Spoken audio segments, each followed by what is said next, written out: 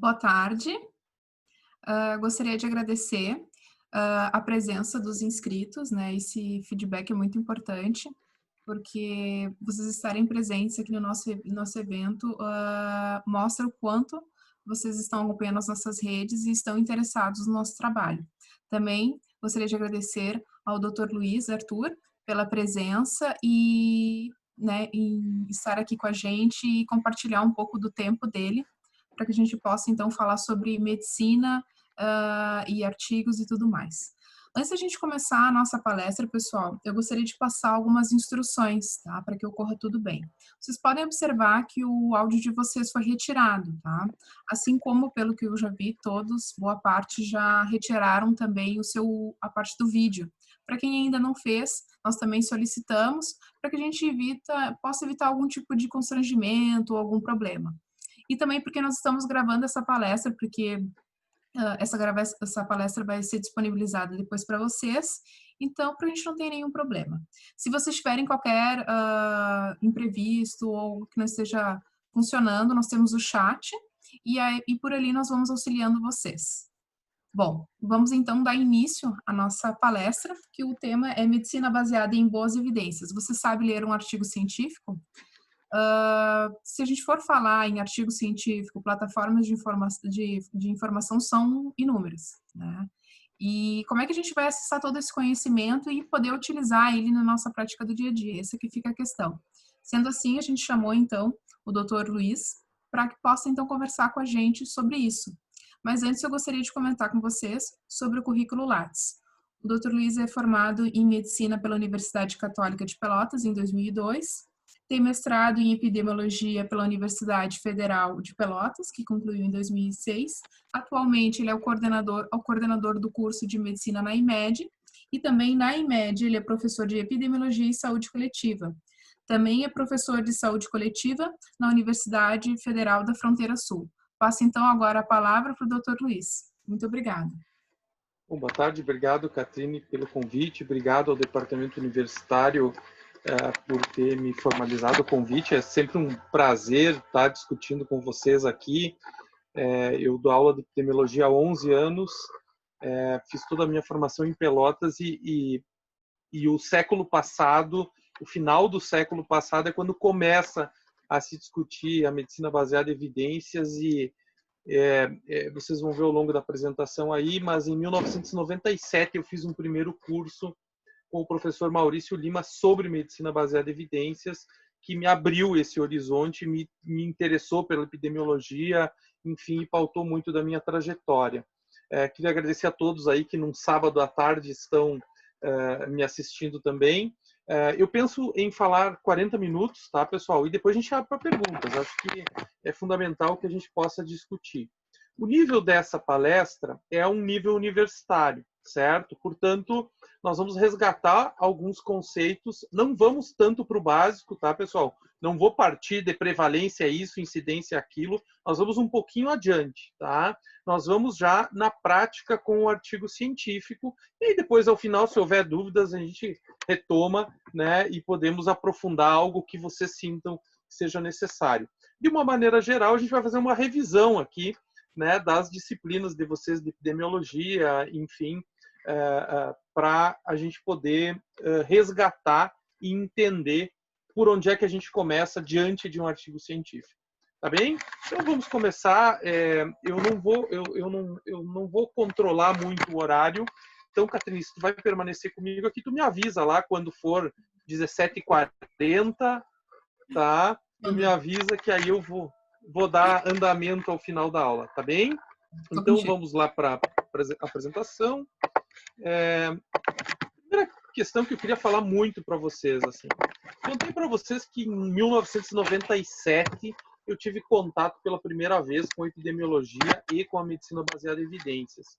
E a impressão que eu tenho é que em 2020 o futuro chegou. Ele não é futuro, ele é presente, tá?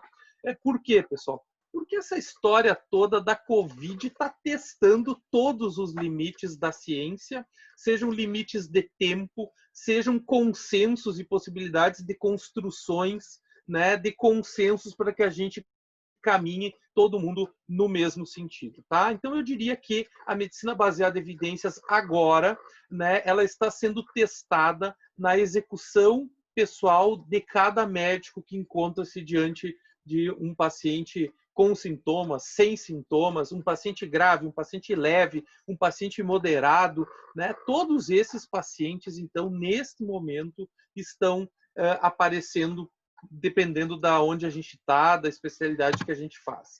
Eu gosto de fazer separação é uma brincadeira com vocês, mas eu queria que todos se classificassem agora, né, em quem lê apenas o resumo do artigo, quem lê os resultados do artigo, quem lê todo o artigo, né, e quem, além de ler todo o artigo, dá especial atenção à metodologia. Porque, sim, a medicina baseada em evidências, ela está principalmente na metodologia. Também está nos resultados, né? Também está na conclusão. Mas nós precisamos dar atenção para os resultados, mas principalmente para a metodologia. E ela é a parte mais chata do artigo, certo? Ninguém nega isso, né? Mas vejam, a metodologia ela vai nos deixar com absoluta clareza de como foi aquele artigo, como que se chegou naqueles resultados, naquela discussão e assim por diante. Muito bem. Eu queria falar para vocês que a medicina baseada em evidências ela começa na década de 90, quando a maior parte de vocês estava nascendo, certo? E por que ela surge nesse momento em 1990, pessoal? Primeiro, nós tínhamos o advento da internet. A internet começa, gente, eu faço o meu primeiro e-mail em 1998, quando eu estava no terceiro semestre da faculdade. No terceiro semestre da faculdade começa a se compartilhar resumos para as provas, resumos lá da época do Guyton, lá em Pelotas, enfim. Nós começamos a compartilhar resumos em 1998. O celular também começa por essa época, 1997, obviamente não como smartphone, mas como ligação. Mas a internet, que se populariza, então, a partir de 1995, permite que nós tenhamos acesso ao que é publicado no mundo todo sobre um determinado assunto. Isso só é possível neste momento.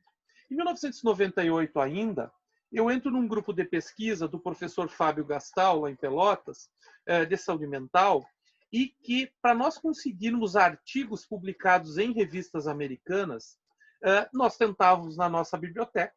Se não tivesse na nossa biblioteca, nós tentávamos na biblioteca do Hospital de Clínicas em Porto Alegre. Se não tivesse no Hospital de Clínicas, nós pediríamos para uma biblioteca americana, pelo sistema Komoot, que fazia um xerox do artigo lá do armário, lá da biblioteca americana, botava dentro do envelope e mandava para o Brasil, e a gente pagava por folhas, né? Então, um artigo que tinha 20 folhas se pagava, sei lá, R$30. Vejam, hoje no Enter tu tem a maior parte dos artigos, certo? Então, o que é a medicina baseada em evidências? É um movimento de utilização de dados de maneira mais rigorosa, né? Em que nós saibamos oferecer efetividade, eficácia, eficiência e segurança para o nosso paciente.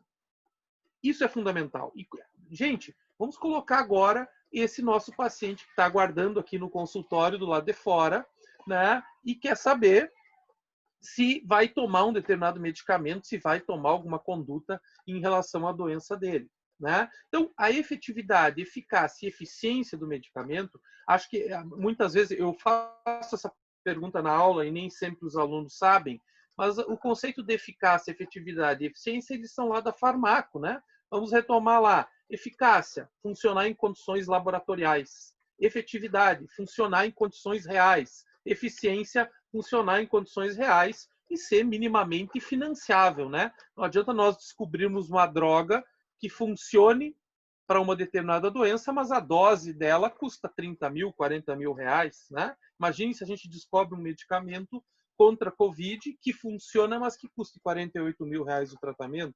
Será que faríamos ou esperaríamos ver se somos um caso grave ou não? Né? Também a medicina baseada em evidências passa a considerar a sensibilidade e a especificidade de cada exame. Por quê? porque nós sabemos que, ao realizarmos os supostos check-ups, nós estamos condenando o paciente a uma possibilidade muito grande de um falso positivo, e com esse falso positivo, em uma cascata de tratamentos e novos exames que às vezes são desnecessários. E, finalmente, né, a questão dos prognósticos de vida, que vem lá principalmente dos estudos de corte, né, e que são importantíssimos na medida em que eu vou levar um familiar para uma UTI, eu vou perguntar para o médico qual é a chance que ele tem de sobreviver, certo?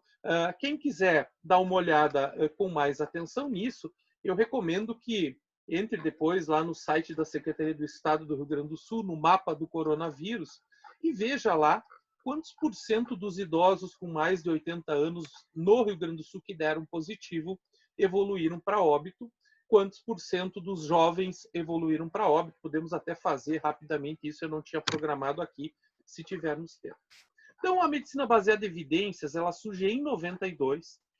Quem propôs, quem sintetizou esse termo foi o senhor Ark Cochrane, que monta uma biblioteca virtual, Cochrane, a base Cochrane, que muitos de vocês devem utilizar até hoje. Foi ele que começa a, numa biblioteca virtual, compilar vários estudos sobre um mesmo assunto, fazendo com que, se o paciente que estivesse na minha frente me perguntasse, eu ouvi falar que tem que caminhar 3 vezes por semana, no mínimo 30, 40 minutos. É verdade? Eu diria sim, há vários estudos mostrando que o exercício físico é importante e previne eventos cardiovasculares.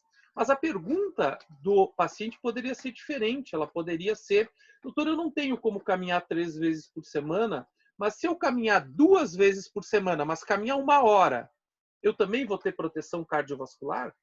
A pergunta do paciente pode ser essa. Será que 1 hora, 3 vezes por semana, né, é equivalente... Desculpa, 1 hora, 2 vezes por semana, é equivalente a 40 minutos 3 vezes por semana? Vejam, pessoal, o que deu condição para a medicina baseada em evidência surgir foi a internet e, principalmente, o aumento exponencial de informações.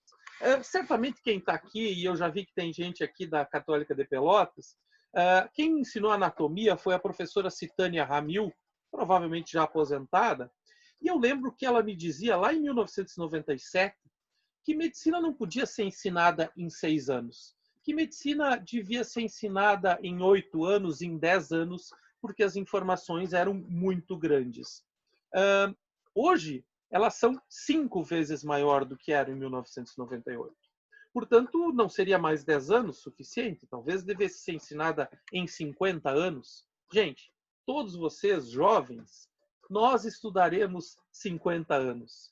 Nós precisamos saber a cada momento o que está acontecendo. Nós precisamos ser consumidores de ciência médica. E isso vai ser para o resto da vida, né? E agora, neste momento particularmente, consumir ciência é importantíssimo para que a gente entenda o que está acontecendo. Então, foi o aumento exponencial de informações, né, de publicações, de informações, sejam da especialidade, seja da generalidade, que fazem com que nós tenhamos que estudar para o resto da vida, não temos escapatória. Antes de sugerir métodos resumidos de ação, eu queria dizer que o que a medicina baseada em evidências pretende mesmo é saber a verdade. O que é a verdade, pessoal? A verdade será que fazer, de fato, 2 vezes por semana durante 1 hora é igual a 40 minutos 3 vezes? Ou o paciente vai estar praticando um exercício físico que não lhe garante melhora cardiovascular? Será que tomar chá ajuda? Entenderam? A medicina baseada em evidências, ela compila tudo que é publicado sobre um determinado assunto num único artigo, com um impacto suficiente para alterar a nossa conduta. Eu vou apresentar na sequência a pirâmide de evidência aqui para vocês, para que vocês entendam como é que isso funciona. Né? Eu sou de uma cidade pequena, eu sou de Santa Bárbara do Sul. Quando os médicos de lá iam para congressos, eles ouviam, saía no jornal da cidade, doutor fulano foi para um congresso se atualizar. Vocês vão ver a verdadeira tragédia que é a gente se atualizar em congressos, por exemplo. Né? Muito bem.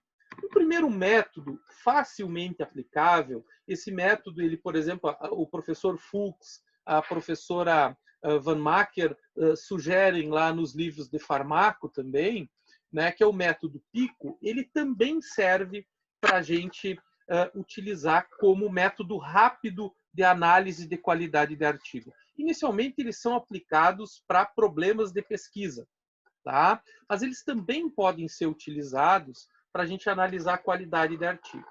Por quê, pessoal? Vamos usar o COVID mais uma vez como exemplo. Falei para vocês, nós temos aquele paciente que desencadeia sintomas leves, né? Nós temos um paciente que está há 48 horas com um quadro clínico compatível com COVID. Febre, tosse, mal-estar e assim por diante. Nós temos aquele paciente que, nesse momento, está internado no hospital, num leito normal, mas com alguma preocupação monitorando saturação e etc. E, finalmente, nós temos um paciente gravemente doente numa UTI, lá naquela disputa sombria entre sobreviver ou não.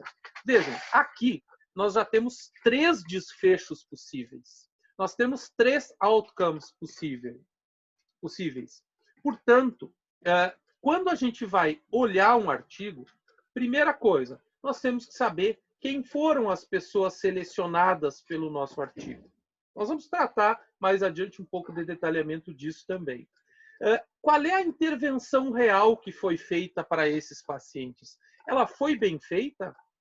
Que intervenção é? Porque a intervenção é exercício 3 vezes durante 40 minutos ou é exercício 2 vezes de 1 hora cada. Certo? Com quem está sendo comparado nos 2 grupos? Que populações são essas em que os resultados se mostraram associados ou não associados? E, finalmente, os desfechos. Porque, vejam, pessoal, boa parte dos artigos, por exemplo, que vem testando medicamentos no COVID, um exemplo é a cloroquina, nem sempre usam estes desfechos como condição de resultado do estudo, certo? Os 6D são fundamentais. Ou seja, uma droga ela tem que ou minimizar a morte, ou minimizar a gravidade da doença. Vamos pensar que o desenlace ou a morte seja o desfecho mais importante. Ele não é único. Né? Evitar o UTI já teria bastante eficiência, né, pessoal? Se nós conseguimos tratar os nossos pacientes sem que eles tenham que ir para a UTI, ou seja, nós com uma droga teríamos um curso mais benigno da doença, nós já teríamos um ótimo resultado. Mas a droga pode também reduzir o desconforto. Tá? O que seria o desconforto, então? Né? Seriam as consequências por que passa um paciente a ser internado. Por exemplo, uma droga poderia fazer com que menos pacientes tivessem que usar respirador. Uma droga poderia provocar menos tempo de internação. Né? Uma droga poderia provocar menos consequências posteriores da doença. Uma droga poderia, e aí nós temos aí a satisfação do paciente como um indicador moderno, né, pessoal? Então, o paciente às vezes passou por uma situação muito complicada, mas ele está satisfeito, ele se sentiu satisfeito com o que aconteceu.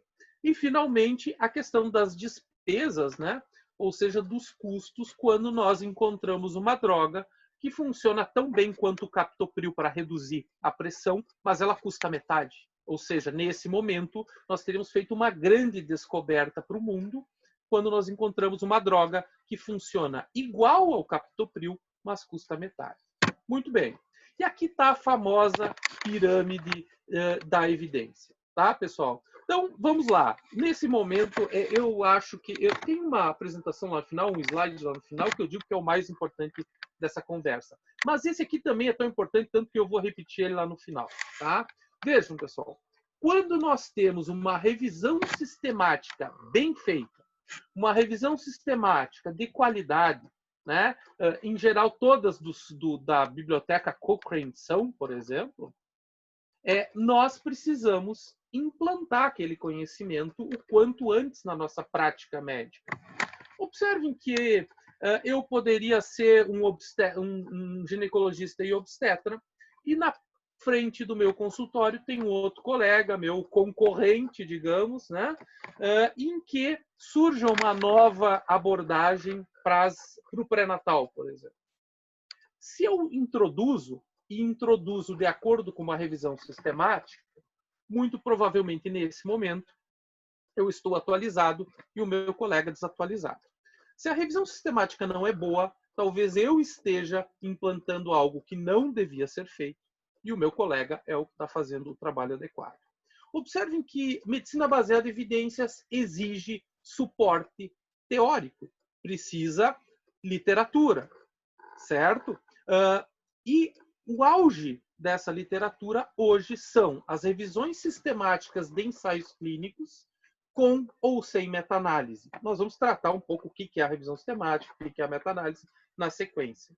Nós temos os ensaios clínicos, pessoal, aleatórios. Ensaios esses que também são um top da evidência científica. Finalmente, temos estudos de corte, né? Pelotas faz um estudo de corte desde 82, 83, e que tem fornecido dados impressionantes sobre a situação de saúde brasileira.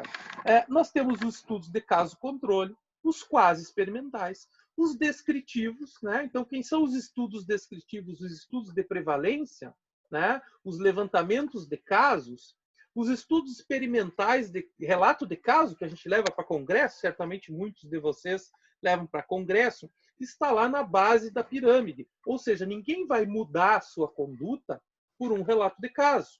Ou seria muito improvável que o fizéssemos, né? Alterar nossas condutas, usar uma droga num nível maior, usar uma droga num nível menor, porque vimos um relato de caso que deu certo em algum local.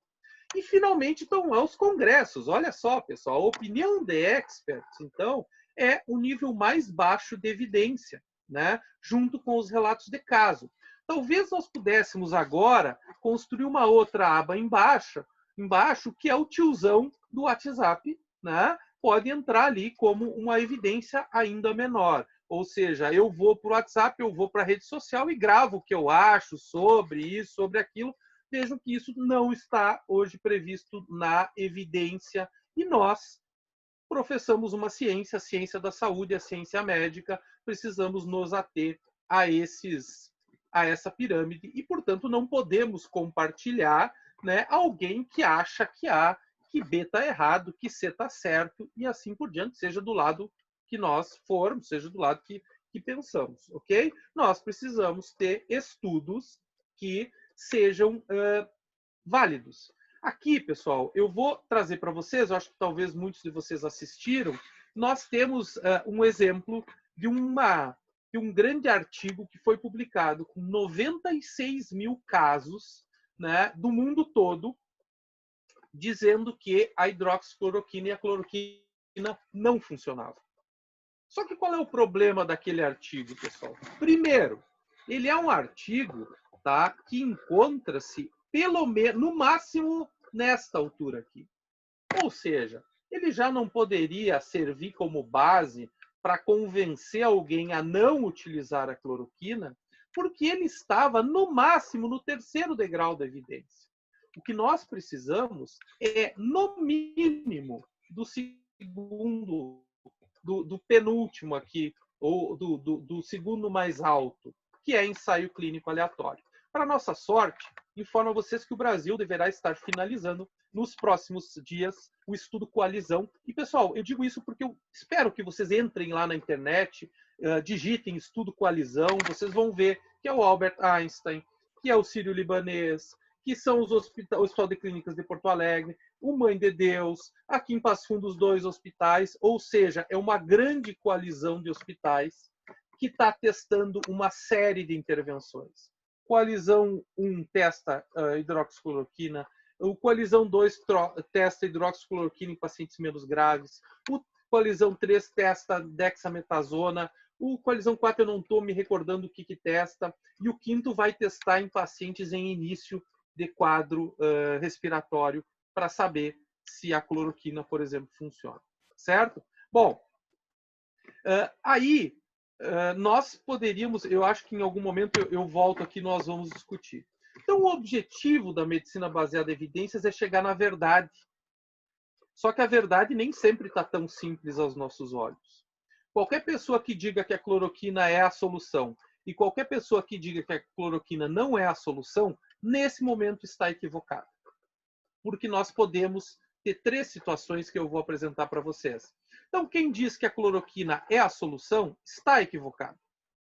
Quem diz que a cloroquina não é a solução, nesse momento, também está equivocado. A verdade é que nós ainda não sabemos. Ainda não podemos dizer se ela é a solução ou não é a solução.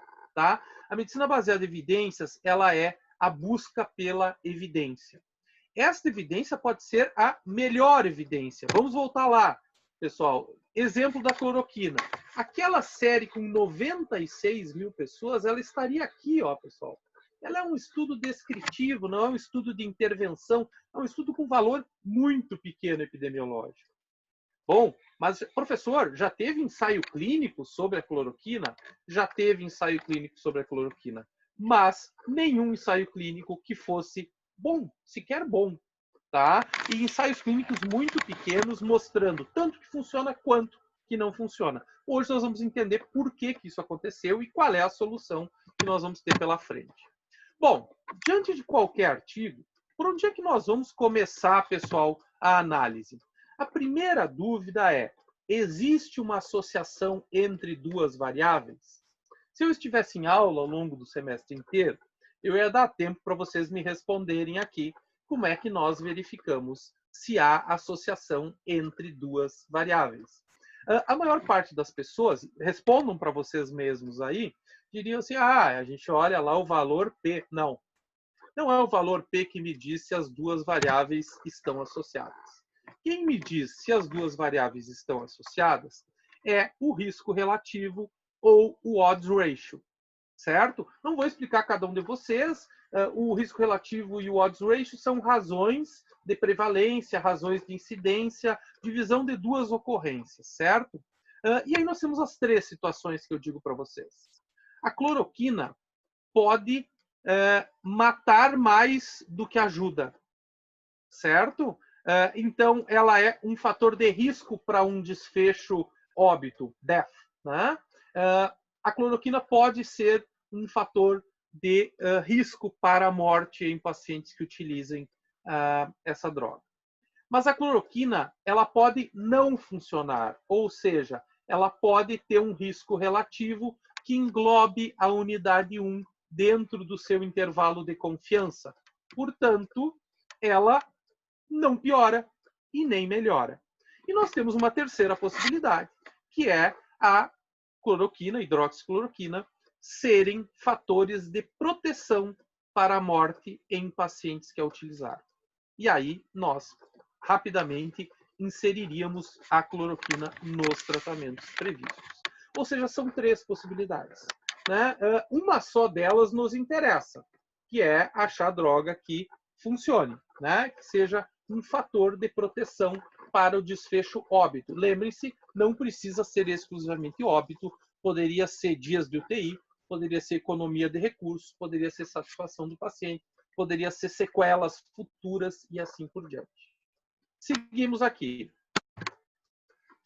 Aqui nós temos um exemplo, uma tabela. Essa tabela, pessoal, é de um artigo que eu utilizo em aula, tá? E que pegou uma população que era uma população de superutilizadores. Quem eram os superutilizadores? Quem já está em níveis mais adiantados aqui sabe. Tu vai ficar 6 meses numa unidade de saúde e a pessoa contigo consultou 3 vezes, né? Ou seja, alguém que utiliza bastante as consultas, né? Seja porque está muito doente, seja por outras questões. Essa tabela aqui, ela então é de um artigo que queria saber quem eram os superutilizadores. Portanto, é um estudo transversal, né?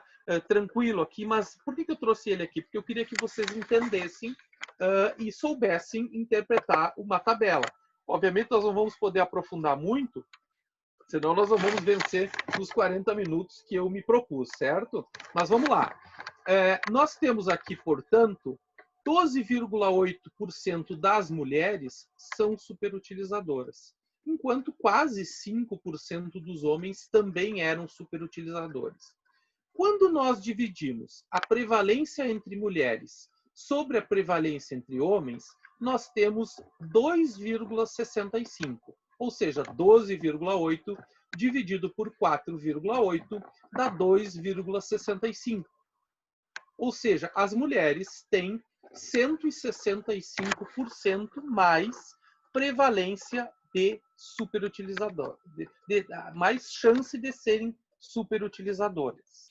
O intervalo de confiança me diz que a verdade está entre 2,6 e 3,9, ok? Quando eu ajusto para fator de confusão, que é uma outra conversa, vai para 2,62 e mantém-se acima da referência 1. Olha o que acontece, pessoal, por exemplo, aqui, ó, na diabetes. A diabetes, quem tinha diabetes, na análise univariada, era 92% mais. Opa, passei. 92% mais. Quando nós controlamos para outros fatores, ela cai para 40%. E olha o que acontece com o intervalo de confiança. Ele engloba a unidade 1. Ele é menos que 1 e mais que 1. Menos que 1, pouco menos que 1, né? 0,95 e vai até 2,7. Ele corta a unidade 1. Portanto, nós não podemos afirmar, segundo este estudo, que ter diabetes provoca maior superutilização. Certo? Vamos adiante. Então, a magnitude de uma associação ou do efeito, ela é dada pelo risco relativo, né? Ou pela diferença de média ou pela diferença de risco, e não pelo valor P. O valor P vai me responder uma outra pergunta que eu vou fazer em breve para vocês. Então, a primeira pergunta do resultado que nós precisamos ver é: está associado ou não está associado? Se está associado, vai estar associado pelo risco relativo, que não englobe a unidade 1. Se for tudo para cima do 1, é fator de risco. Se for tudo para baixo de 1, é fator de proteção. A segunda resposta é: nós podemos ter fatores da amostra ou da medição que foram prejudiciais naquele artigo, e aí entra toda essa análise dos artigos da Covid. É aqui que ficam todos. Lembrem-se, pessoal, nós temos vários artigos mostrando que funciona e vários artigos mostrando que não funciona. Todos eles, na primeira pergunta que nós fizemos ali, muitos são cumpridos, outros não, né? Poderíamos encerrar a leitura daqueles que dizem que não. Daqueles que dizem que sim, eles passaram na primeira pergunta. Está associado. O uso de hidroxicloroquina está associado a menores ocorrências, por exemplo, de óbito ou de agravamento. Quando nós vamos para a segunda pergunta, nós temos que nos perguntar assim: haveria algum motivo que os resultados pudessem ser provocados artificialmente, ou seja, se afastando da verdade, por conta da amostra que eu selecionei, ou da forma como eu puxei os dados? O estudo tomou cuidados no processo amostral, e aí, pessoal, que morreu esse estudo com 96 mil pessoas, que dizia que não se devia usar hidroxicloroquina, tá? Por quê? Porque um cientista, e aí, se alguém assistiu essa entrevista do Fantástico, foi muito elucidativa, um cientista inglês que mora na Tailândia disse o seguinte: olha, tem coisas erradas nesse estudo, me manda o banco de dados, e eles não quiseram disponibilizar o banco de dados. Ora, pessoal, se eu acho uma publicação, um resultado importante, o meu interesse é demonstrar o meu banco de dados para quem quiser, para que as pessoas ao final digam: bah, olha só a descoberta que o cara fez. O que aconteceu nesses 96 mil pessoas? Eles pegaram gente de tudo que é lugar e o cara disse: como é que vocês conseguiram dados da África? E aí ninguém soube explicar. Ou seja, se usou, né, havia claramente viés de seleção e de informação que inviabilizam a conclusão que nós queremos.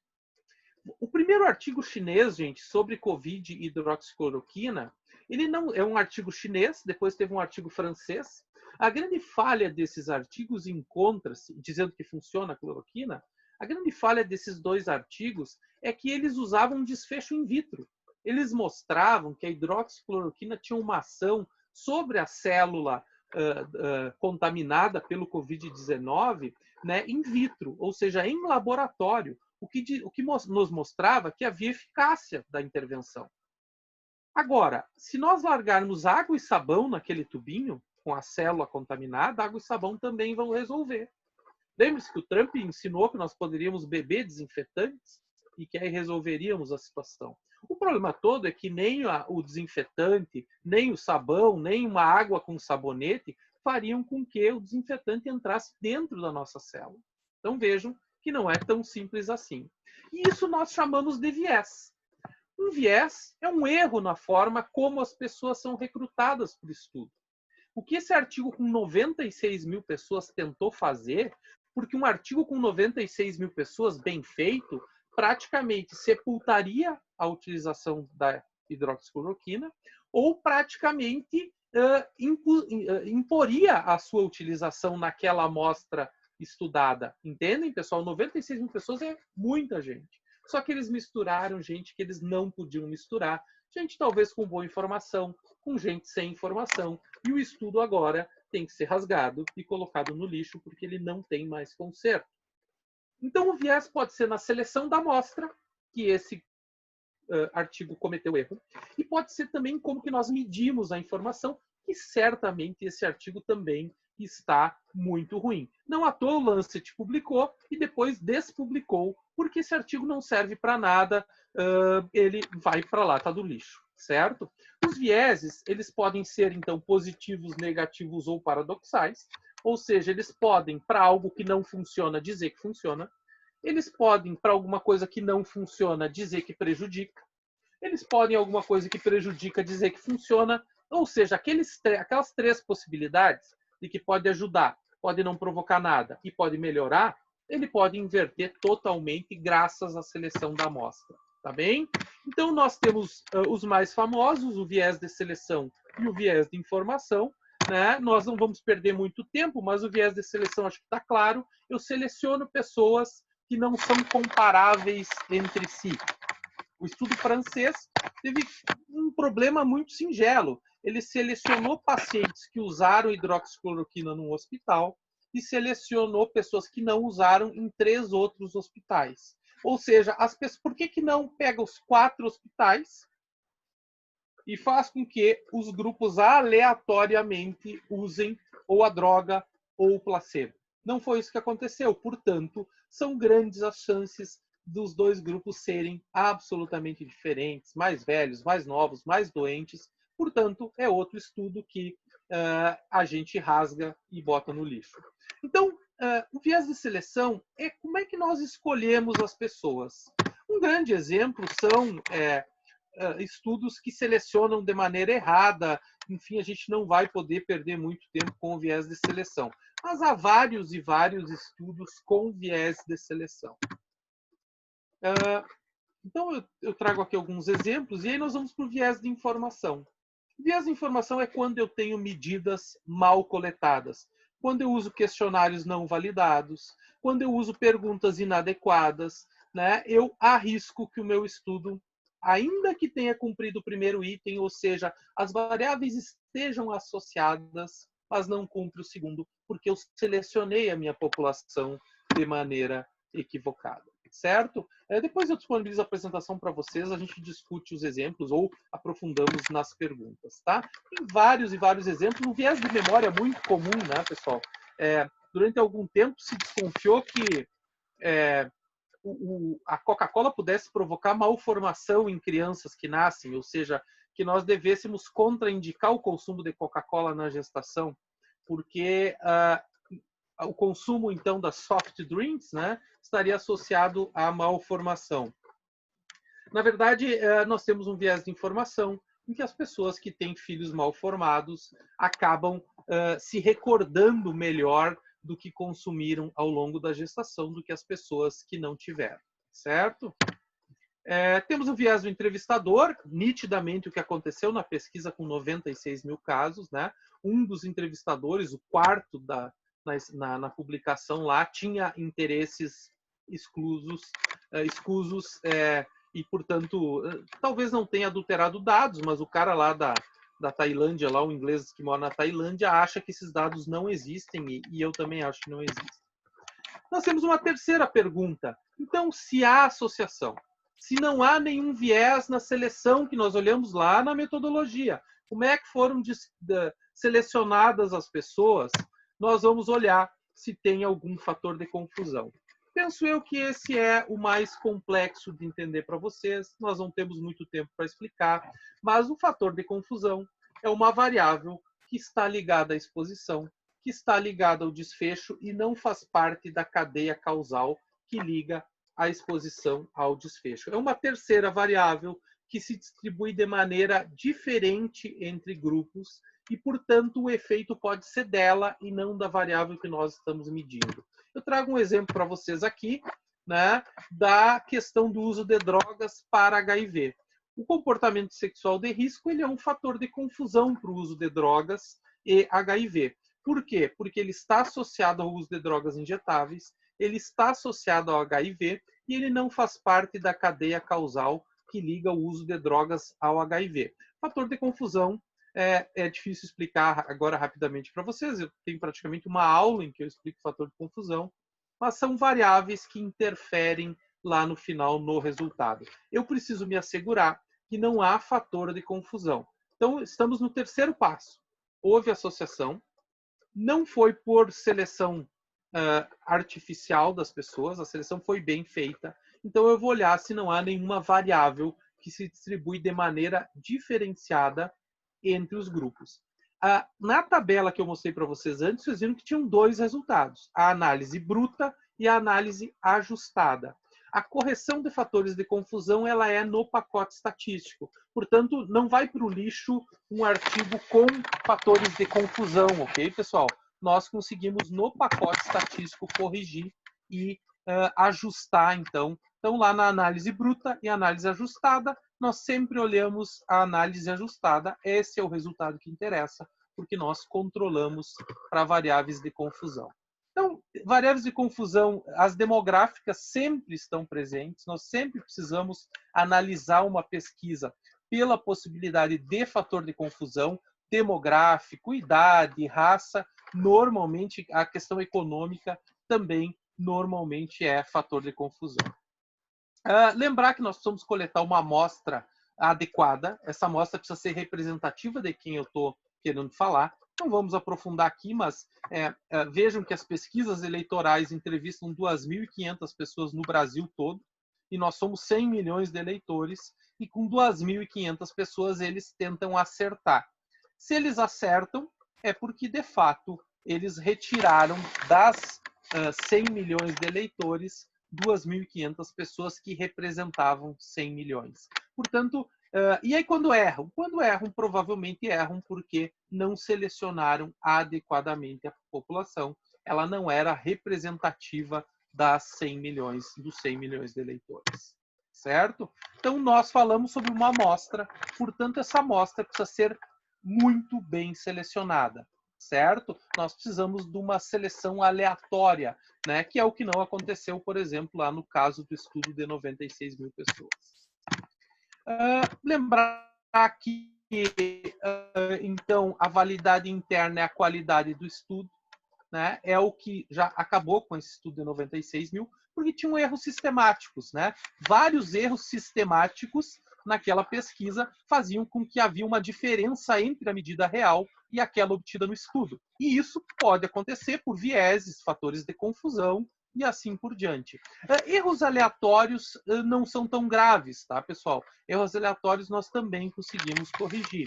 Agora, erro sistemático, se ao final de uma pesquisa nós publicamos e ela tem erro sistemático, provavelmente nós não vamos conseguir publicar. E se publicar, depois vai ser retirado, como aconteceu com a pesquisa de 96 mil pessoas. Tá bem? A validade externa é até que ponto eu posso extrapolar dados para a população em geral. E aí nós temos um detalhe importante. No caso do Covid, certamente poderemos, tá, pessoal? Se achar um imunizante aplicável a chineses, esse imunizante muito provavelmente também vai funcionar para brasileiros. porque nós estamos falando de variáveis bastante biológicas, tá bem? Eu estou quase no final do meu tempo aqui, né? Vamos seguir um pouco aqui. Agora entra o valor P. A resposta, o valor P, gente, ele me diz, né, qual é a chance daquela associação ser por acaso ou não. Essa é a resposta que o valor P me dá. Tá? Eu faço sempre nas aulas, jogo uma moedinha para cima, faço os alunos jogar uma moedinha, porque nós vamos ter lá 9 caras e 6 coroas. Ou seja, aquilo é um eventual acaso, não há dúvida, a moeda não é adulterada. E mesmo assim nós temos 9 e 6.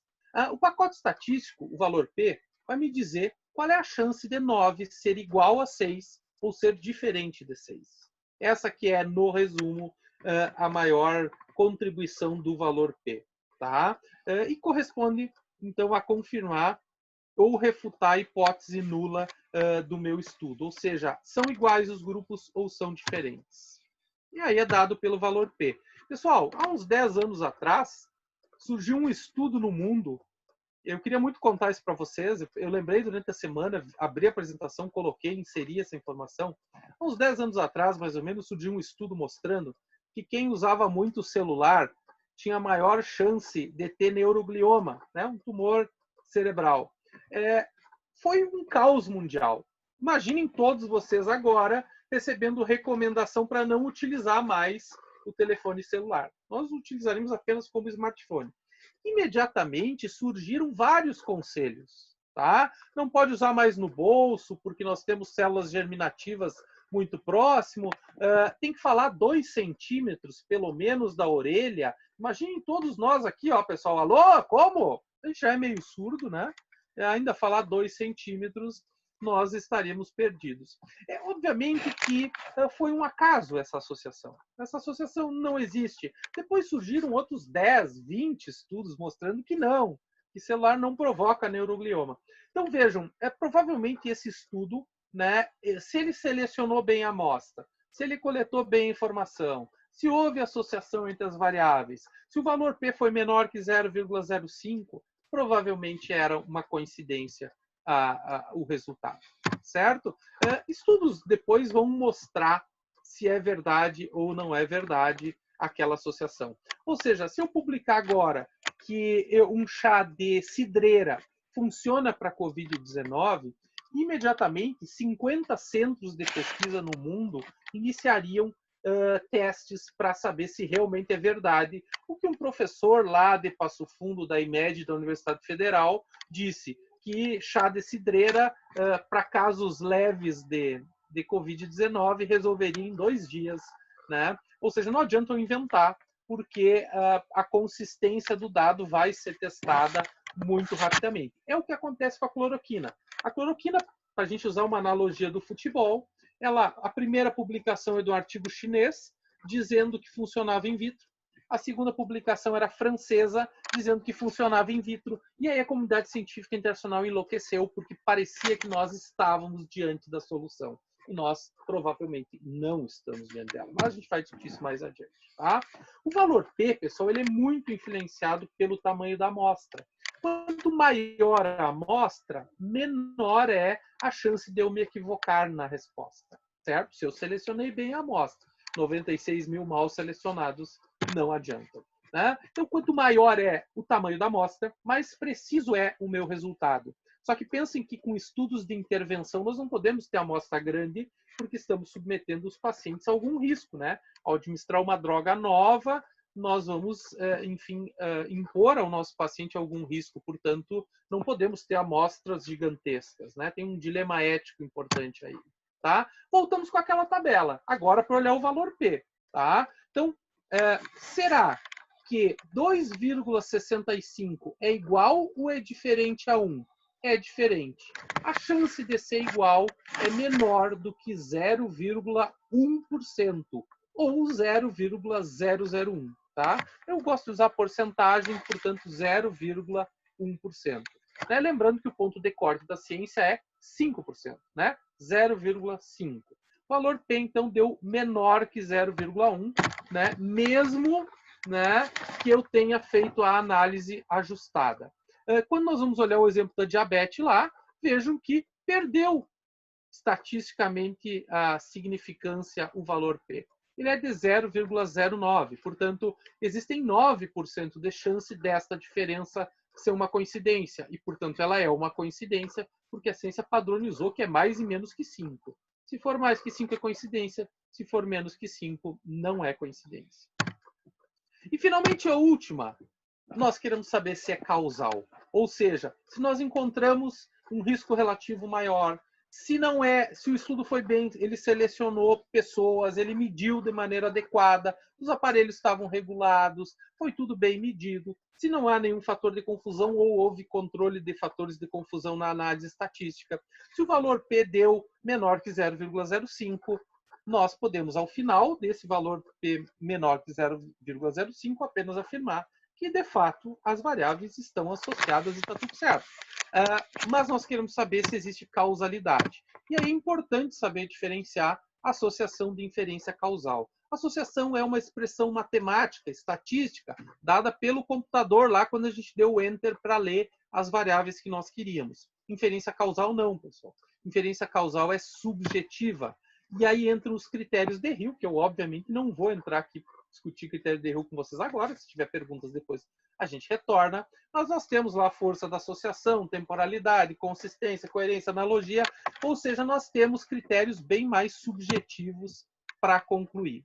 Finalmente, nós temos os ensaios clínicos, que são estudos de intervenção, que são os estudos que, teoricamente, nos fornecem de verdade causalidade, relação de causalidade. Eu preciso intervir para concluir causalidade. Só veja um detalhe importante.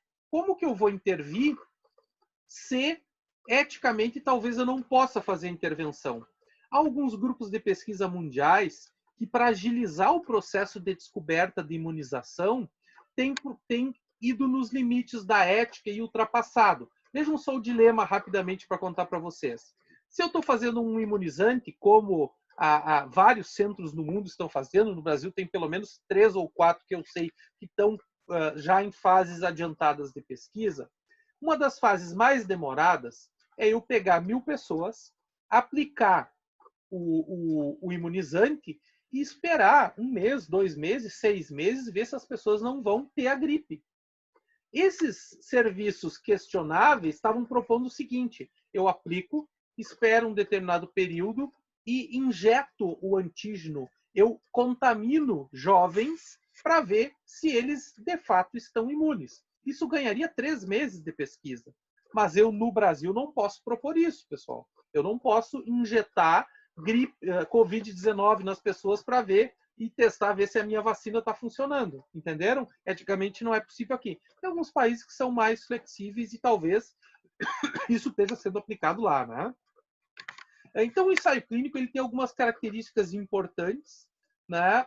Ele tem que ser cego, as pessoas têm que ser cegas para o desfecho, cegas preferencialmente para a exposição, portanto, preferencialmente não devem saber o que está sendo pesquisado, o que se espera delas para que elas não ajudem. O topo da pirâmide encontram as revisões sistemáticas, né? São métodos, então, de investigação científica, com planejamento e reunião de vários estudos. Aqui está o mérito, então, do Cochrane, que eu falei no início, né? Então, Cochrane, ele junta várias informações e tenta consolidar em apenas um risco relativo, uma razão de prevalência, certo? Então, nas revisões, se pega estudo primário, vejam que o topo lá da pirâmide, nós vamos trazer a pirâmide em breve para vocês aqui, ela precisa ser revisão sistemática de ensaio clínico, mas, a priori, as revisões sistemáticas podem englobar, inclusive, documentos não publicados, né? Então, são estratégias, pessoal, que limitam o viés, limitam qualquer viés. Vejam o mérito da revisão sistemática. Se eu entrar lá, exercício físico e tempo ou frequência semanal, se eu fraudei os meus dados, vai aparecer lá o Rosa Filho, 2020, dizendo que fazer 20 minutos durante um dia por semana é suficiente. Se eu fraudei esse dado, vão ter outros 80 estudos dizendo que não adianta nada fazer 20 minutos por semana de exercício físico. Entenderam? Ou seja, a revisão sistemática ela minimiza muito o risco de artigos como esse do celular e do neuroglioma. Porque um estudo sobre celular e neuroglioma vai ser contraposto por outros 100 que já testaram e disseram não há maiores ocorrências de neuroglioma nas populações que utilizam mais o celular, por exemplo. Então, a revisão sistemática ela nada mais é do que uma revisão de tudo que foi publicado sobre o assunto de qualidade. Porque nós podemos ter, então, um relato de caso de boa qualidade e podemos ter um ensaio clínico de péssima qualidade. Certo? Então, a gente, em geral, vai pensar, né, que nós temos um problema para o nosso paciente, uma dúvida de pesquisa, nós vamos definir qual é a informação que nós queremos, vamos selecionar os melhores estudos independentes de que tipo de estudo são, vamos avaliar cada evidência, revisar, ler todas eles, ver como é que selecionou, como que chegou no resultado, né, se tem validade interna, vamos sintetizar quais são as principais evidências desse artigo, né? E vamos definir qual é a força que nós temos dessa evidência, porque nós podemos descobrir algo que está fracionado numa série de artigos. Então, a Biblioteca Cochrane tem lá uma síntese importante. Acho que vocês já ouviram falar da discussão do PSA para rastreamento de próstata, né? Infelizmente não vamos poder nos aprofundar nesse exemplo, mas entrem lá na Cochrane e vejam o que o Sir Archie Cochrane e a sua turma concluíram sobre o rastreamento de câncer de próstata, né? Vamos integrar a evidência à nossa experiência clínica e vamos aplicar naquilo que é a nossa profissão, enfim, e que vai ser a de vocês nos próximos anos aí na sequência. E aí, finalmente, vamos avaliar a nossa própria performance como médicos que praticamos medicina baseada em evidências, né? A meta-análise é uma fração da revisão sistemática, um pedaço, é um grupo de revisões sistemáticas em que se consegue calcular um risco relativo que reúna todos os estudos. Pessoal, fazer revisão sistemática é muito difícil. Fazer revisão sistemática com meta-análise é mais difícil ainda. Porque se os estudos são diferentes, se eles pegam populações diferentes, se eles usam critérios diferentes, se a informação foi coletada de maneira diferente, nós não podemos fazer meta-análise. Tá? Então, sobre a meta-análise há muito questionamento, mas ela é uma ferramenta fantástica de conclusão. Aqui tem a fenda palatina em filhos de mães fumantes, tá, pessoal? Então, a dúvida é o seguinte: mães que fumam têm mais filhos com fenda palatina, sim ou não? Vejam, uma série de estudos, né? Vejam que muitos cortando a unidade 1, portanto, o Saxen não pôde concluir que fumar provocava fenda palatina. O Erickson concluiu que sim, que fumar provocava fenda palatina. Esse outro, que é de 86, aqui difícil de dizer o nome, encontrou, porque olha aqui, ó, aqui está a unidade, tá? Mas muitos estudos também englobaram a unidade 1, portanto, nós não podíamos dizer onde é que estava a verdade, porque a verdade podia estar aqui, mas ela podia estar aqui assim. Nesse artigo aqui deu 1 o risco, mas a verdade podia estar aqui, ou podia estar aqui, ou seja, o intervalo de confiança ficou muito amplo, tá? Ao final, nós temos um dado que é o dado importante da meta-análise, que é o Diamond Point, que está aqui embaixo mostrando que sim, aparentemente, mães que fumam têm mais filhos com fenda palatina. Voltou aqui a pirâmide, então, né? Para a gente não esquecer, a pirâmide é fundamental para que a gente lembre. Lembre-se que está faltando o tiozão do WhatsApp ali falando do estudo da Itália, de não sei aonde, né? Que ele não aparece ainda na pirâmide de evidência. Esse aqui é o slide que eu digo mais importante, tá, pessoal? Nós já estamos realmente no final, tá? Primeiro, há sempre a necessidade de que estudos apontem um benefício para a intervenção. Ou seja, o empate, nesse caso, não é um bom resultado. Tá? Se a cloroquina empatar, ela não vai ser utilizada. A cloroquina precisa mostrar que ela é fator de proteção para qualquer um dos desfechos, para qualquer uma das populações estudadas. Os estudos até agora me levam, mas pessoalmente, a crer que a cloroquina não vai dar resultado. tá? Mas tá cedo para dizer isso, pessoal, tá? Eu aguardo o estudo da coalizão e eu tenho certeza que o estudo da coalizão vai ser um estudo muito bem delineado, muito bem selecionado e que vai nos mostrar a verdade aonde ela está. Se funciona, se não funciona ou se não tem diferença. Porque existem 3 possibilidades. Lembre-se, pode funcionar, pode não funcionar e pode piorar os quadros, né? Então, lembrar disso. Tem que haver um estudo que valide. Tem que ter um estudo de qualidade. Bom, não é qualquer benefício. Tem que ser os 6 Ds. Tem que reduzir mortalidade, tem que reduzir morbidade, tem que reduzir custos, tem que melhorar a satisfação, tem que reduzir consequências, né, do problema e tem que reduzir as morbidades. Tá? Agora, peguem o exemplo da Covid. Gente, em dezembro ninguém falava em Covid fora os chineses. Nós estamos em junho agora com 40 mil óbitos no Brasil, 42 mil óbitos no Brasil. Ou seja, obviamente que não deu tempo de nós termos uma boa evidência. Entendam isso. Esta dúvida que se coloca na cloroquina, no oseltamivir, né, no Tamiflu lá, que nos serviu tanto na H1N1, ela é uma dúvida por conta dos tempos. Nós não temos como concluir, ter certeza absoluta em 3, 4 meses, e é por isso que eu digo para vocês que o tiozão do WhatsApp que está dizendo que funciona, que a tiazona do WhatsApp está dizendo que não funciona, eles não têm evidências suficientes para dizer nem que funciona e nem que não funciona. Certo? Aqui, então, é importante isso. Se nós não temos um bom estudo, se nós não temos uma revisão sistemática, nós vamos procurar ensaios clínicos bem feitos. Né? E o que é um ensaio clínico bem feito? Aquele que explica bem como é que selecionou a amostra, que teve associação e assim por diante. Lembrar vocês que a maior parte do conhecimento científico aplicado na saúde não vem de estudos experimentais. Tá? Não vem de estudos experimentais. Né? A maior parte vem de estudos de acompanhamento em que a gente não intervém.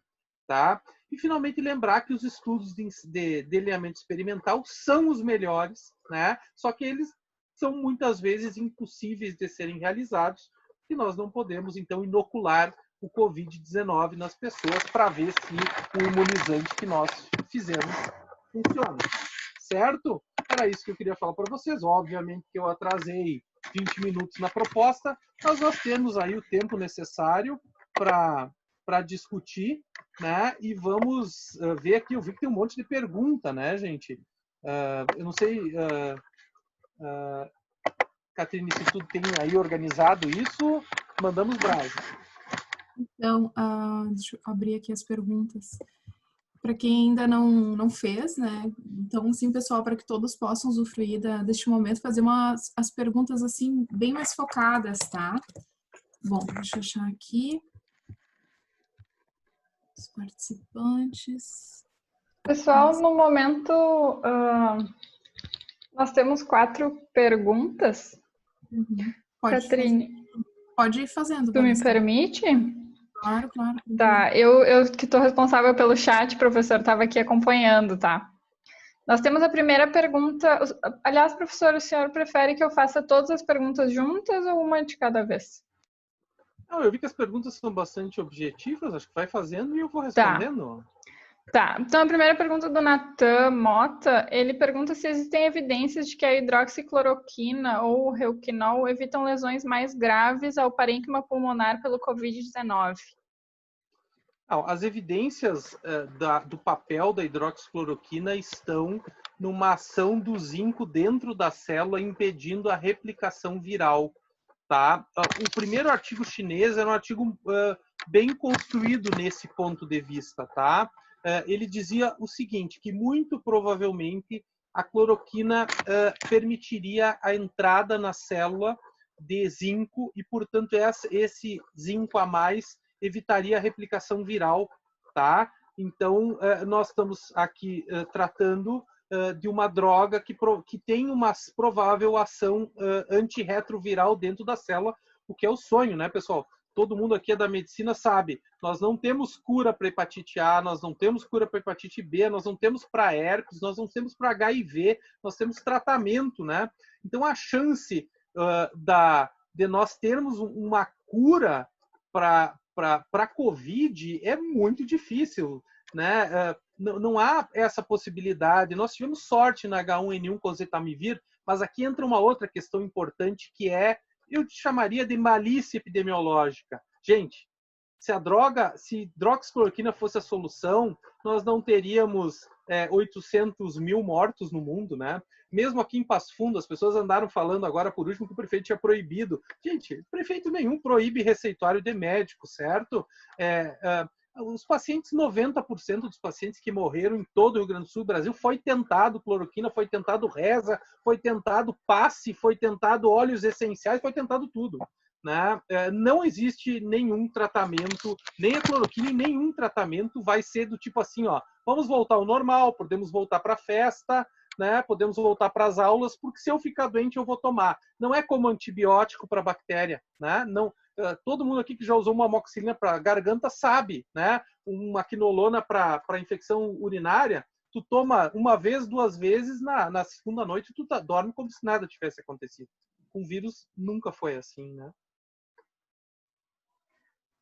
Obrigada, professor. Nós temos várias perguntas e vários elogios à sua palestra, mas vamos lá, tem umas que são várias bem específicas. A Alessandra Landman perguntou se posso usar somente o OR para comparar uma variável entre 2 populações? Então, o odds ratio ou o risco relativo são medidas de impacto, né? São expressões matemáticas entre 2 variáveis. Na verdade, não são só elas que existem índices de correlação, depende do tipo da variável. Né? Se eu tenho uma variável quantitativa, qualitativa, eu vou usar correlação, vou usar risco relativo, vou usar odds ratio. O odds ratio eu sempre falo, primeiro, porque tem alguns delineamentos, como o caso controle, que nós só conseguimos usar odds ratio, não conseguimos usar risco relativo. E segundo, que o odds ratio, em geral, ele é sempre um pouco maior que o risco relativo. Então, os cientistas usam em outros artigos o odds ratio. Mas a gente recomenda que use o risco relativo. Mas eles são resultados, tá? O que eu quero que vocês entendam é o risco relativo ou o odds ratio, eles são resultados da nossa pesquisa e são lá o primeiro item que nós vamos olhar nos resultados. Tá certo, professor. Luiz Felipe Saldanha, eu gostaria de indicação de livro ou texto para aprender sobre os critérios de leitura de artigos. Eu gosto muito do capítulo, então, do Fuchs, que é de farmaco, tá? E que usa o método PICO, que eu falei lá no início para vocês. O livro do Fuchs é um livro de farmaco, não tem nada a ver com epidemia, mas este capítulo que explica a análise de artigo está muito boa, e o Fuchs tem indicado muito da carreira dele a justamente auditar artigos e mostrar a falha que os artigos têm. Os 2 livros de epidemia que eu uso é o Hotman e o livro da Bonita, ambos na internet disponível em PDF, tá, pessoal?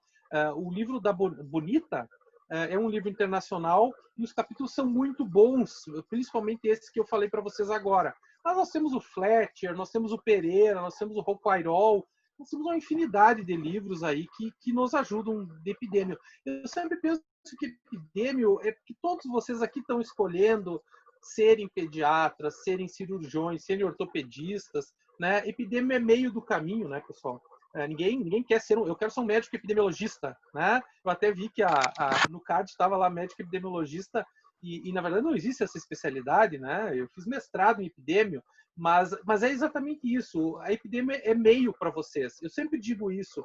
Vocês não precisam aprender a calcular intervalo de confiança, não precisam aprender a calcular valor P, porque vocês vão consumir isso. Vocês vão receber pronto. Vocês precisam entender o que é o valor P, o que é o intervalo de confiança, para poder dizer se aquilo está associado ou não. Então, não se preocupem tanto com, digamos, como calcular. Vocês precisam entender o que significa, porque vocês vão ser consumidores. É isso, pessoal. O início da palestra. Eu imagino que daqui 15 anos vocês estarão atendendo um paciente na frente de vocês, né? E o paciente vai dizer: doutor, o senhor é ortopedista, especialista em ombro, e o senhor acha que eu tenho que botar uma prótese de ombro? E vocês vão responder sim, porque 70% dos pacientes que têm uma dor como o senhor tem, nos últimos 6 meses, tem melhora a partir da troca, da colocação de prótese articular do ombro. E aí o paciente vai dizer para vocês assim, olha, doutor, mas e qual é a chance que eu tenho de morrer? Vocês vão responder, olha, tem uma corte, né, uma revisão sistemática que diz que nas suas condições, um paciente diabético bem controlado e hipertenso, 0,7% dos pacientes evoluem para óbito. Ou seja, e aí o senhor vai tomar a decisão se quer colocar ou se vai optar por conviver com as dores porque vale a pena, porque tem medo, né? Obrigada, professora. Eu só queria lhe deixar a mensagem dos colegas aqui no chat que estão agradecendo muito pela sua excelente palestra. Tá? Obrigado. Tenho ainda algumas perguntas. Do Gabriel Camargo. Ele pediu indicação de sites de busca. Ele deu exemplos de PubMed e Cochrane. A Cochrane é um excelente site de busca. Inclusive tem uma tradução para o Brasil. Já tem Cochrane Brasil hoje. Né? O PubMed também, Cielo. Enfim, hoje a gente usa muito UpToDate, né? Dynamed Plus. Eu uso muito Dynamed Plus porque é a que a IMED me oferece. Gente, a lógica é essa. Hoje nós temos essa informação. Nós precisamos consumir, né? Nós precisamos ler, nós precisamos conviver com o artigo para perder o medo. E a pretensão dessa aula hoje, em uma hora então de conversa, era só fazer com que vocês dessensibilizassem e não deixasse o artigo em cima da mesa pensando, vou ler só o resumo aqui que é mais fácil. Né? Não, porque vocês estão lendo porque o professor pediu, mas vocês vão ler artigos científicos para o resto da vida. Né? Vocês passaram boa parte desse tempo todo agora em casa. Né? Gente, nós não podemos abrir mão desse tempo sem ler alguma coisa, sem estar absolutamente inteirado das situações e preparados para opinar se cloroquina funciona, se vai piorar, melhorar ou seguir assim no Brasil. Professor, uma pergunta específica da Érica Mesquita. O que são critérios de Hill? Pois é. Quem já teve epidemia, acho que sabe ou talvez não lembre. Os critérios de Hill foi quem descobriu a associação entre fumar e câncer de pulmão lá em 1950.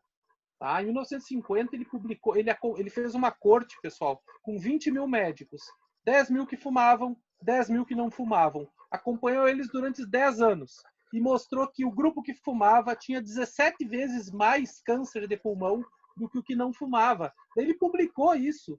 E aí todo mundo, opa, aquilo que parecia ser chique, que era bonito fumar, né? Tinha gente que dizia que era remédio, inclusive, né? Provocava câncer de pulmão. E o Hill, então, criou 7 critérios, tá? Que são critérios de causalidade, eles são subjetivos. Aquelas 4 primeiras perguntas da lista de 5, elas são matemáticas. A 5ª pergunta, que é a relação causal, ela é subjetiva. A ciência não consegue neutralizar toda a subjetividade, certo? E ela é subjetiva. E para isso nós utilizamos os critérios de Hill, que é temporalidade, ou seja, a exposição aconteceu antes do desfecho. Força da associação, qual é a magnitude, qual é o tamanho desse risco relativo. Efeito dose-resposta, é sensacional de entender. Né? Quer dizer, se fumar provoca câncer de pulmão, se eu fumar uma carteira por dia e a minha mulher fumar 3 carteiras por dia, ela vai ter mais chance de ter câncer de pulmão? A gente sabe que sim, né? A quantidade de cigarro importa. Isso chama-se efeito dose-resposta ou gradiente biológico. Outra questão importante, mas essa é um pouco conservadora, a plausibilidade biológica.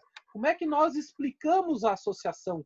Vejam, pessoal, o cientista que acha a associação entre cloroquina e redução de atividade viral in vitro, como é que ele explica? Como é que aquela droga que todo mundo conhece por ser muito antiga, por ser muito barata, se for a solução vai ser fantástico, como é que esta droga age para acabar com o vírus? Tem que ter uma plausibilidade biológica.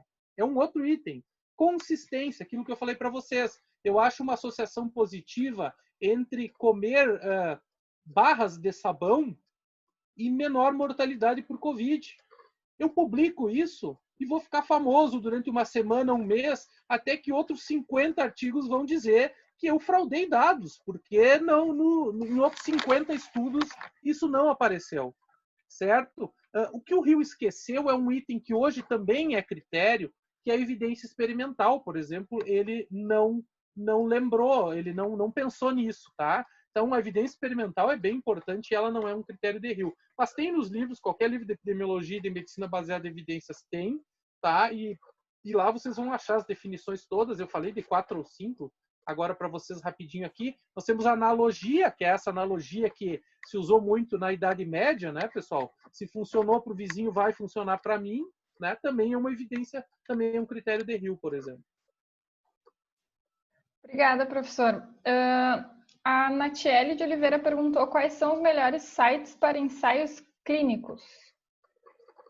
Sites para ensaios clínicos? Gente, nesse momento, todas as boas revistas no mundo estão com toda a parte de Covid liberada, não é preciso pagar nada, né? Quem tem acesso ao UpToDate da Enemed Plus aqui tem acesso a todas as revistas também de maneira gratuita, né? As revistas da América Latina são muito bem representadas, digamos, no Cielo, né? As duas principais revistas no campo da saúde coletiva, por exemplo, que é onde eu trabalho, que é a Cadernos de Saúde Pública e a Revista de Saúde Pública, são abertas, né? Então, o principal é qualquer biblioteca virtual. Se tu entrar no PubMed agora e digitar ensaio clínico COVID, vai aparecer uma infinidade e tudo, né, gente, de março para cá. Nós estamos falando de publicações muito, muito recentes, né?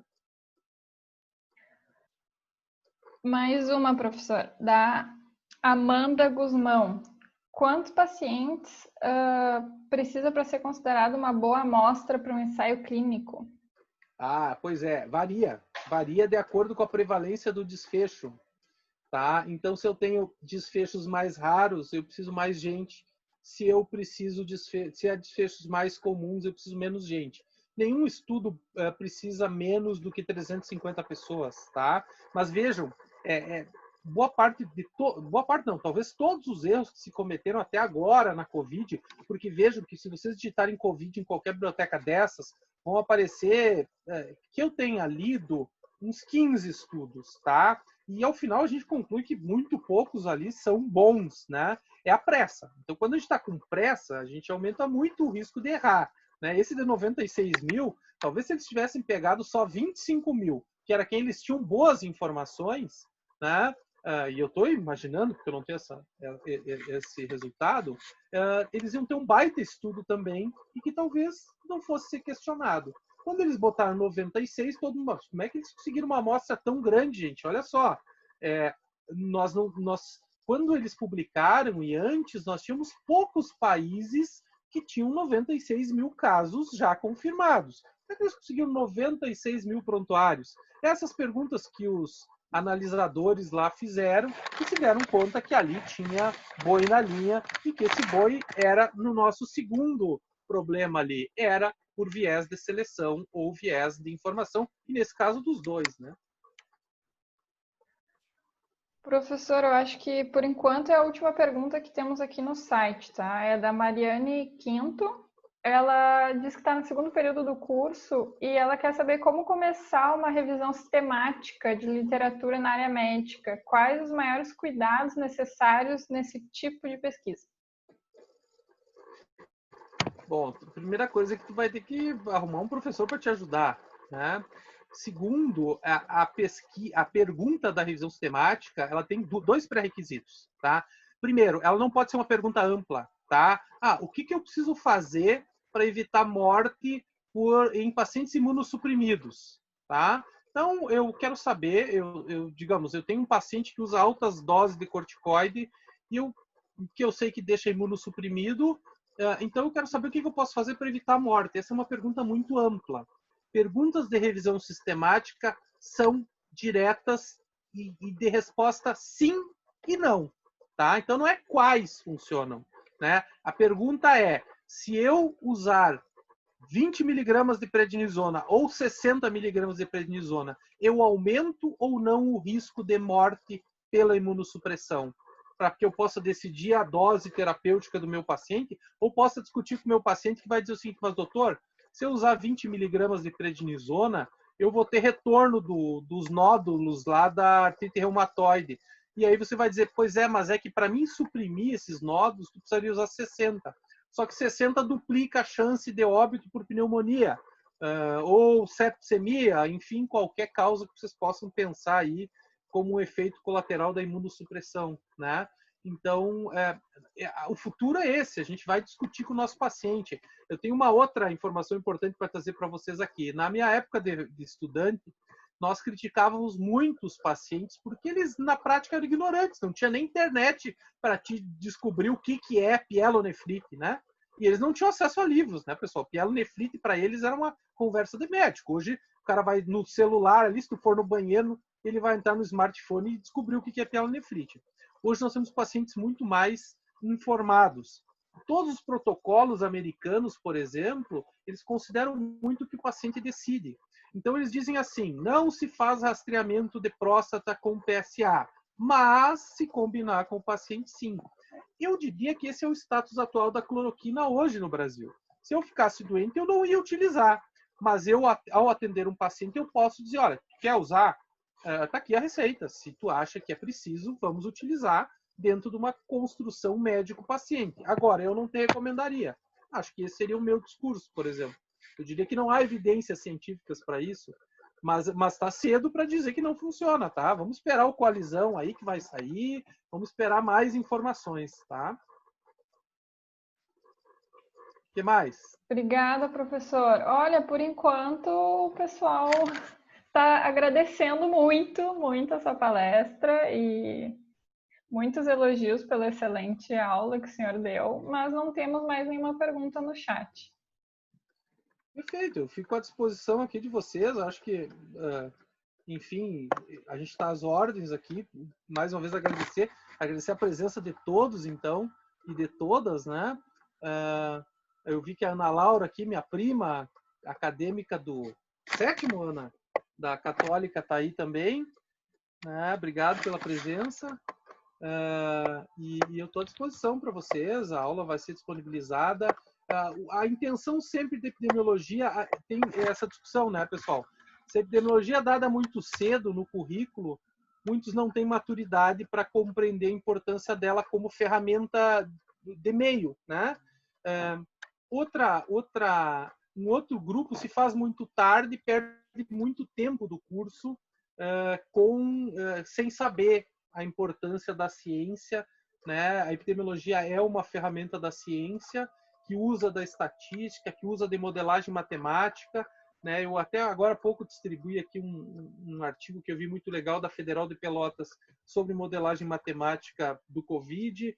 Ou seja, a expectativa é que vocês estejam aí envolvidas em tudo que está sendo publicado e compreendendo o que está se discutindo, porque os estudos saem, né? Eles saem com problema, eles saem, e eu acho que o símbolo disso, gente, é a história do celular e do neuroglioma. Vocês não têm ideia. Tem uns 10 anos, tá? E aí aparecia no jornal as pessoas assim, ó. Então levaram um cara especialista em telecomunicações e ele mostrava como é que a gente falava no celular, entendeu? Não, tem que ser 2 centímetros, porque os raios entram por aqui, saem por lá e tal, né? Ou seja, nós estávamos tentando justificar. Aí, claro, dali 1 mês, 2 meses, começam a sair outras pesquisas mostrando, aquilo não existe, né? Então, a gente vai ter que ter muita cautela nesse momento, porque lá na Idade Média se pensava que usar um colar de noz moscada no pescoço preveniria a peste negra, tá? Então, vai ter muita solução mágica surgindo aí, muita gente fazendo, né? E a gente vai ter que ter calma, porque se fosse tão fácil assim resolver, alguém já tinha resolvido, né? Se tivesse um medicamento milagroso, nós não íamos ter tantas mortes. Lembrar, pessoal, todo professor de epidemia dá essa aula lá, né? Da unicausalidade e da multicausalidade. As doenças crônicas, hipertensão, diabetes, são todas multicausais, né?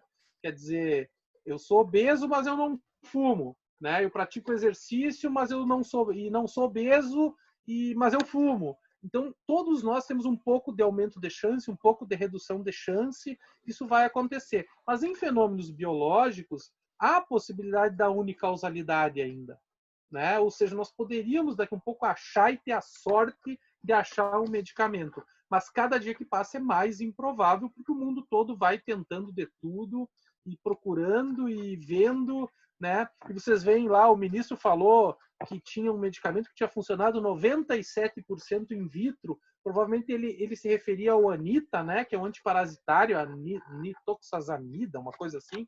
né? Se suspeitou que pudesse ser ivermectina, que também é um antiparasitário, e depois morre as histórias. Por quê, pessoal? Porque a ciência precisa desse tempo. O apressado come cru, não vai ter jeito, tá?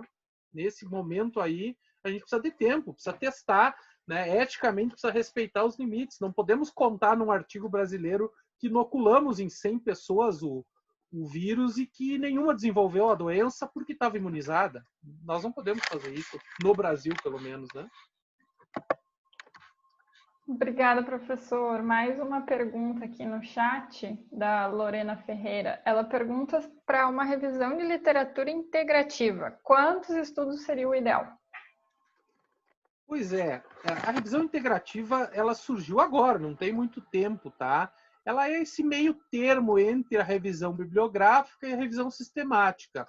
Mas não há o número de artigos necessários, tá?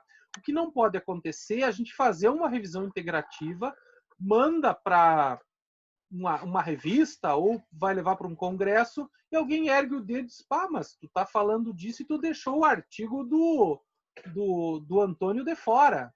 E a gente dizer que artigo é esse do Antônio? Ou seja, nos escapou um artigo muito importante que fala sobre aquele assunto, né? Então, eu sempre digo isso, né? Se a gente vai falar sobre amamentação, sobre mortalidade infantil, se a gente não falar dos estudos lá das Cortes de Pelotas, a gente está inventando dados, a gente está com um estudo muito ruim, né? Então, cada local acaba criando tradição e publicando muita coisa de qualidade sobre um determinado assunto, né? E para isso, então, a gente precisa ter os estudos são mais ou menos conhecidos, aqueles que são mais importantes, né? Então, não tem um número. Sim, professor, realmente. Eu acho que aqui do chat o pessoal continua agradecendo muito. A Lorena acabou de agradecer pelo esclarecimento da pergunta dela. Obrigado. Por enquanto não temos mais nada. Catrine, vou devolver a ti a fala. Acredito que em nome do departamento universitário, fazer um agradecimento também ao professor pela ótima palestra. Então, pessoal, como a gente não tem mais perguntas, eu gostaria já de finalizar, mas antes que eu faça essa finalização, eu vou deixar a palavra para o professor fazer, enfim, os seus apontamentos e aí terminamos, então, o nosso evento com a minha palavra. Gente, então, queria realmente agradecer vocês aí, 145 agora, né, 1h30 depois da gente ter falado, né, muito, muito bacana, obrigado pela atenção de vocês, e realmente desafiar vocês a acompanharem tudo isso do ponto de vista científico. Epidemiologistas agora viraram engenheiros, arquitetos, advogados, todo mundo virou epidemiologista, todo mundo consegue comentar sobre o que está acontecendo, né? Bom, eu estou construindo a minha casa e eu não me animo a discutir os cálculos da engenharia, muito embora eu acho que a escada da minha casa vai cair, tá? Eu acho que ela é muito fina lá, tá? Não sei se o engenheiro não se perdeu, mas se o engenheiro me entregar e dizer, então calcula tu, eu não vou ter o que fazer, né? Eu vou ter que procurar outro engenheiro. Então, a medicina, ela exige o exercício baseado em evidências. Nesse momento, ele não virou retórica, porque a medicina baseada em evidências, ela só serve quando nós temos dúvida, entenderam? É quando nós temos dúvida, pessoal. Eu até vou quebrar o protocolo aqui, deixa eu ver se eu reduzo a janela, e eu queria mostrar para não... Agora não consigo reduzir a janela aqui. Reduzir. Deixa eu ver, enquanto eu falo para vocês aqui, eu vou tentar abrir uma aula que eu dou de epidêmio sobre o teorema de Bayes, que parece uma viagem, tá? Mas ele se correlaciona muito com isso que a gente tratou hoje, tá? Eu vou achar ele rapidinho aqui, a minha aula 7, que se correlaciona muito com isso. Que é, nós temos dúvida ou nós temos certeza? E que certeza nós temos e que dúvida nós temos? Deixa eu ver aqui, processo de inferência causal, é a 7, deixa eu ver se está lá para o final, não é esta. Então, a 8, vamos ver se é a 8. Eu vou mais 5 minutinhos para mostrar para vocês aqui, não é a 8, a 9, deixa eu ver. a validade de um estudo qualquer. Então tá, aqui, achei. Aqui. Eu vou projetar para vocês rapidamente. Eu vou pular toda a parte da explicação de como é que nós chegamos, tá? E vocês vão precisar, na verdade, serem conhecedores do conceito de sensibilidade e especificidade, tá? Então, quem já teve epidêmio aí vai conseguir entender melhor o que eu estou falando, tá? Vamos lá. Deixa eu apresentar aqui. Aqui. Pessoal, imaginemos que a prevalência populacional de hipotiroidismo seja 4,6, tá bem? Ou seja, 4,6% das pessoas têm hipotiroidismo. Aí senta uma senhora na minha frente e diz assim: oi, eu vim fazer exame de tireoide porque a minha vizinha tá com tireoide, né? Tá com hipotiroidismo, e eu tô com medo de ter isso também. Então eu vim fazer um check-up. A chance desta pessoa ter hipotiroidismo é a populacional, 4,6. Ou seja, se nós tivermos um exame com sensibilidade de 95 e especificidade de 90, é isso que nós vamos ter. Esses são os dados, tá? O meu estudo vai reconhecer 44 dos 46 que têm hipotiroidismo, a minha pesquisa, o meu exame, e o meu exame vai mostrar 90% dos pacientes que não têm tireoidismo, hipotiroidismo, ele também vai mostrar que não tem. Ou seja, o meu exame acerta aqui e acerta aqui. Só que como era check-up, olhem o que acontece quando eu estou diante de um exame positivo. 2/3 dos exames são falso positivos. Tá? O exame dá positivo, mas o paciente não tem hipotiroidismo. Por que isso? Porque a chance desse paciente ter era muito baixa, a prevalência pré-teste era muito baixa de hipotiroidismo. Ou seja, 2/3 dos pacientes vão ter um exame positivo, mas eles não têm a doença de verdade. Nesse paciente eu não poderia ter dúvidas, portanto eu não deveria pedir exame. Eu devia dizer que ela não precisa rastrear tireoide, porque ela não teria nenhum motivo para ter hipotiroidismo. Mas eu chamo o segundo paciente. O segundo paciente é alguém que é do sexo feminino e que relata cansaço. Ou seja, a primeira veio fazer check-up. 4,6% era a prevalência de doença em quem vem fazer check-up, prevalência populacional. Nessa paciente é maior a prevalência. Ela é uma prevalência de 40%, porque ela tem um pouco de clínica, né? Ela é mulher tem mais hipotiroidismo, e além de ser mulher, ela tem cansaço. Portanto, digamos que a prevalência populacional de mulheres cansadas com hipotiroidismo salte para 40%. Olhem o que acontece com o exame positivo, pessoal. 380 que dão positivos, a pessoa tem hipotiroidismo. 60, a pessoa não tem hipotiroidismo e assim mesmo o exame deu positivo. Observem como melhora muito o teste. Por quê? Porque 40% é um excelente nível de dúvida que eu tenho. Agora, vem uma terceira. Olhem só essa. 55 anos, insônia, ganho de peso, cansaço, e não bastasse isso, eu fui examinar, ela tem aumento do volume da tireoide. Qual é a chance dessa mulher ter hipotiroidismo? Não é 40, é 90. Vamos lá, 90%, pessoal. Olha o que acontece com o exame. Ele acerta praticamente sempre. Mas aqui tem um detalhe. Eu já tinha 90% de certeza que essa mulher tinha hipotiroidismo. Portanto, eu não precisaria pedir o exame, porque eu saltei de 90 para 97, 98, 99% de certeza. Eu sou um médico inseguro, porque 90% de um médico bem treinado deveriam ser suficientes para mim fazer o diagnóstico. Ou seja, nós temos 3 situações que nos confundem, tá? Eu misturei um monte de coisa aqui para vocês, mas e agora eu botei uma pulga atrás da orelha com esse resultado do exame, né? Eu sei disso porque quando eu dou essa aula, os alunos me olham assim como quem diz: poxa, mas tu tá inventando um troço aí complicado. Mas a medicina, aquela ciência que começou lá com Hipócrates, se a gente tem certeza, a gente precisa executar. Importante aqui para quem está se formando, todos nós fomos inseguros uma época da nossa carreira. Mas insegurança não significa estar errado, gente.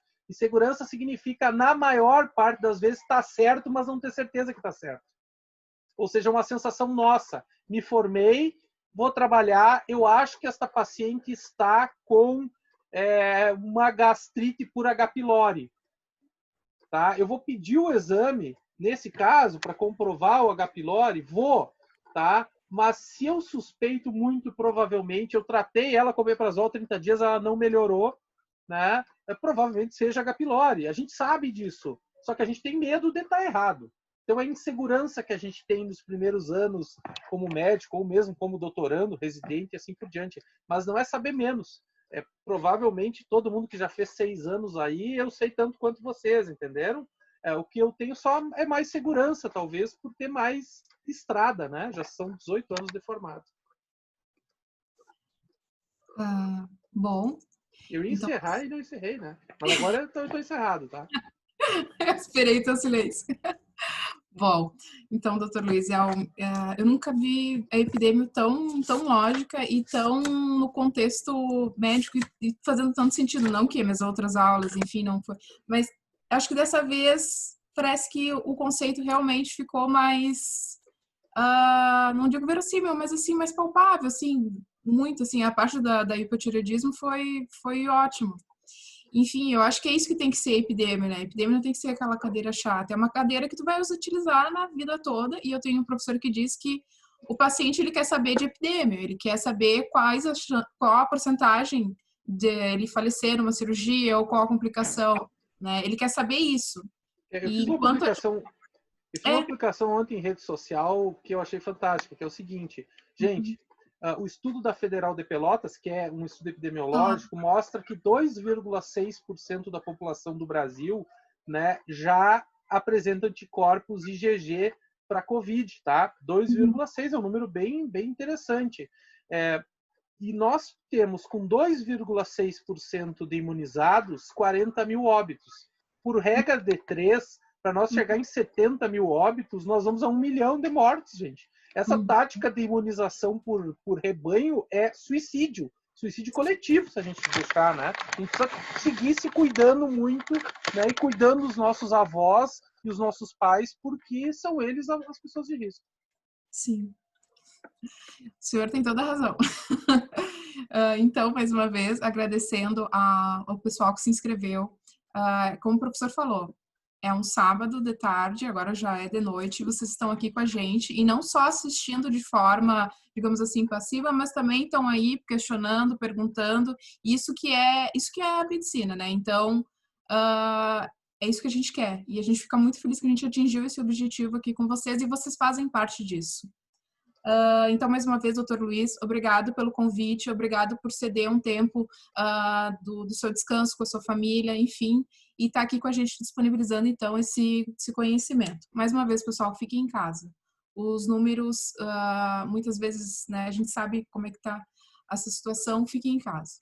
Agora é o momento de ficar em casa e cuidar daquelas pessoas que são um grupo de risco que a gente já sabe, tá? É um momento de doação, né? Que a gente entenda que o nosso comportamento refletir nas pessoas de quem a gente gosta e de quem a gente não gosta. Então, resumindo, fiquem em casa e, por favor, e também, pessoal, acesse as nossas redes sociais, o Instagram do Departamento Universitário e o Instagram também da Anhiggs, tá bom? Que a gente vai, ao longo desse ano ainda, continuar com essas atividades online. O Departamento Universitário não vai parar. Tá bom, pessoal? Vocês tenham um bom domingo, um bom sábado. Tá bom? Era isso. Obrigado. Tchau, pessoal.